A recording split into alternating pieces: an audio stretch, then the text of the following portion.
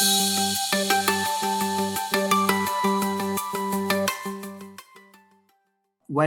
we are talking about populism today, it's important to have in mention that there is no one unified definition of populism, and basically we can define a lot of populisms. But what I will now try to tell you is a couple of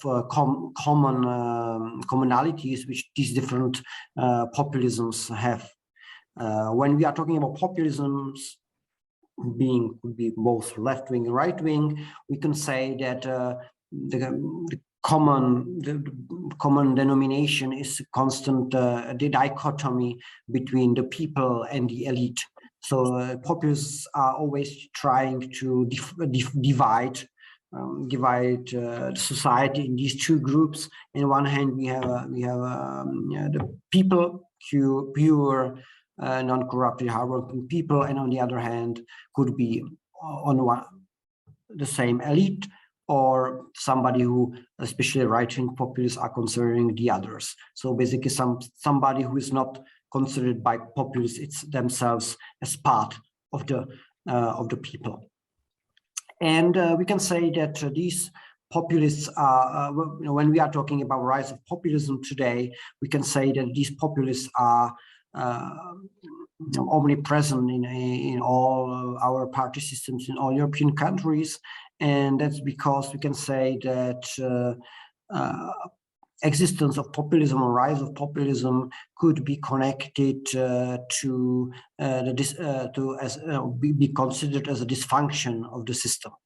It's not a coincidence that we are dealing with populism these days, especially in comparison, for example, with the 1990s, because when you have a society which has small problems, there are no structure problems, people are generally happy, and especially what's important, they believe in politics and in their politicians, there's very little space to a political newcomer or a populist newcomer to enter politics and be actually successful. And that was the case of the 1990s in general in most of the European countries, where people were generally quite optimistic after the end of the Cold War, were optimistic after the end of communism and everything, following Francis Fukuyama's book of The End of History, was considered very optimistic for the future. So there was very little space for populists and their rhetorics to be successful. Obviously, with the rise of security threats after 9/11, after big economic problems connected with economic crisis between 2008, 2012, especially in South Europe, and after with migrant situation in 2015, and obviously with the war today. This is a very fertile ground for populists, because there are a lot of discrepancies, a lot of shakes in political systems, and that's a fertile ground for populists, and they are very able to use these issues.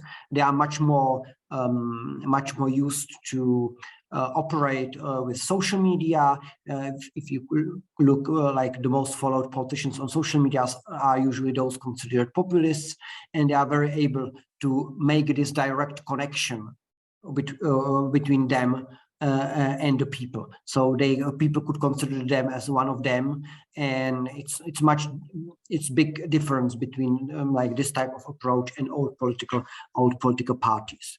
And I would also like to mention that the rise of populism is these days is connected with, on the other hand, with the decline of traditional political parties. They get smaller and smaller.